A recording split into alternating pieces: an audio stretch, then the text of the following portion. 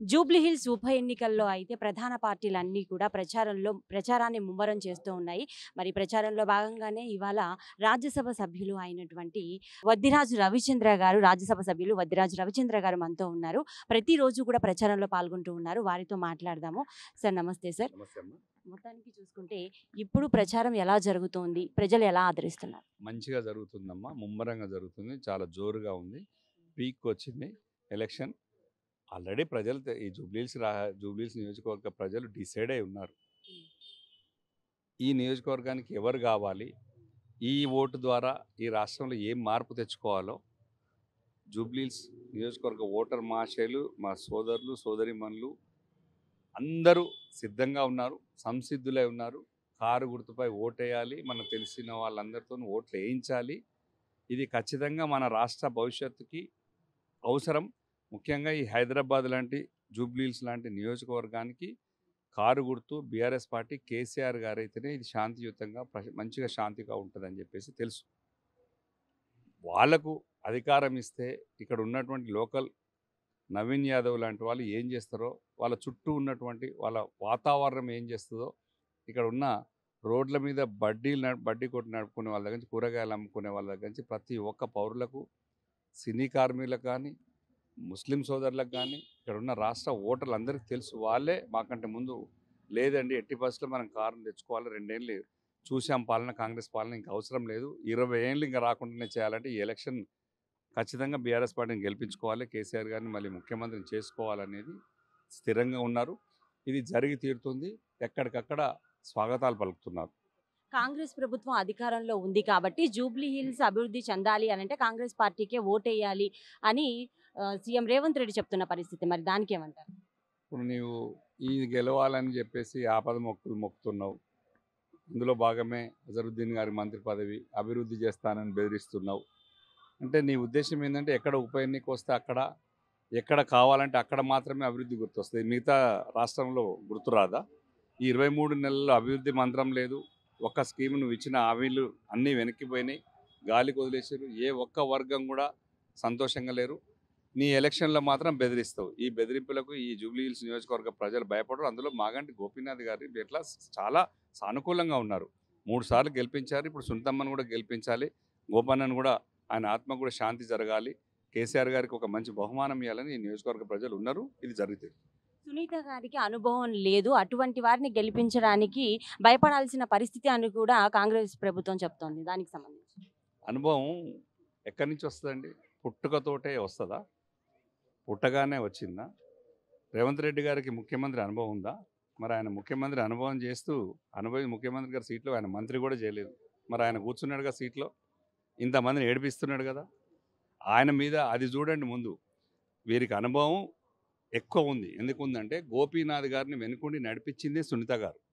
వారు కూడా తిరిగారు. వాళ్ళ పిల్లలు తిరుగుతున్నారు. ఇప్పుడు ఒక ఎమ్మెల్యే అయిన తర్వాత వాళ్ళేం ఖాళీకి కూర్చోరు. ఒక గెలుపు కోసం తన అభ్యర్థి, తన గెలుపు కోసం వాళ్ళ కుటుంబం, వాళ్ళ ఫ్యామిలీ అంతా కష్టపడుతుంది. బీఆర్ఎస్ పార్టీ సైనికులంతా ఉన్నాం. కేసీఆర్ గారు, కేటీఆర్ గారు, హరీష్ రావు గారు, మొత్తం మేమందరం అండగా ఉన్నాం, గెలిపించుకుంటున్నాం. ఆమెకు ఈ తిరుగుడు ఒక్కసారి రహమత్ నగర్లో ఎస్పీఆర్ హిల్స్లో ఫస్ట్ మీటింగ్లో పెద్ద జనాన్ని చూసి ఆమెకు దుఃఖం ఆగలే.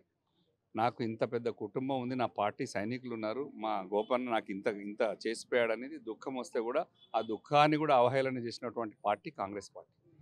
అనుభవం ఇంట్లో ఉండి, ఒక వ్యాపారస్తుడు ఇంట్లో ఉండి ముందుకొచ్చే వాళ్ళకు ఏం చేయాలనేది, ఒక బాధ్యతాయుత సంసారాన్ని నడిపింది.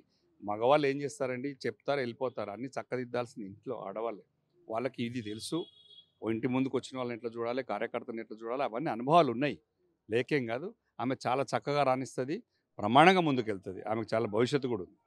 నవీన్ కుమార్ యాదవ్ స్థానికుడు, అదేవిధంగా బీసీ అయినటువంటి బీసీ అభ్యర్థి కాబట్టి సో తనకి ఎక్కువ మొగ్గు చూపుతారు జూబ్లీహిల్స్ ప్రజలు అని కాంగ్రెస్ అంటోంది. ఆమె కూడా స్థానికురాలే. ఆమె ఇతర దేశం నుంచి వచ్చి అడగలేదు. ఆమె కూడా జూబ్లీహిల్స్లోనే ఉన్నారు. వారు కూడా ఇక్కడనే ఉంటారు.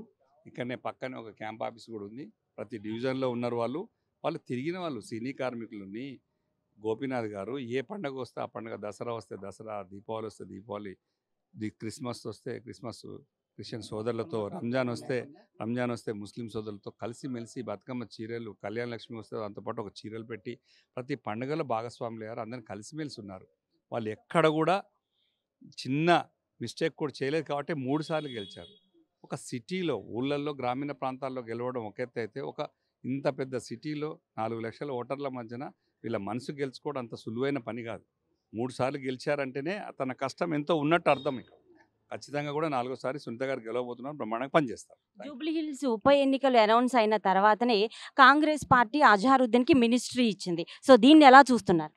ఇందాక చెప్పాను నేను, అది అన్ని ఆపద మొక్కులు. ప్రజలందరూ చూస్తున్నారు.